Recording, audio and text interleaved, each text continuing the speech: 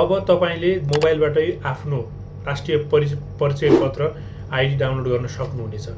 तपाई त्यसको लागि गुगलमा गएर सिटिजन पोर्टल donidcr.gov.np क्लिक गर्नुहोस्। त्यसपछि तपाईको सामुन्ने एउटा अप्सन खुल्नेछ। सुरुकै अप्सनमा क्लिक गर्नुहोस्। त्यहाँ क्लिक गरिसकेपछि तपाईलाई त्यहाँ 4 वटा अप्सन देखिनेछन्।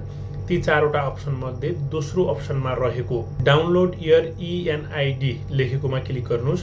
त्यसपछि नागरिकतामा रहेको नेपाली नाम र अंग्रेजीमा पनि नाम लेख्नुहोस् र जन्ममिति लेख्नुहोस् र जारी मिति लेख्नुहोस्।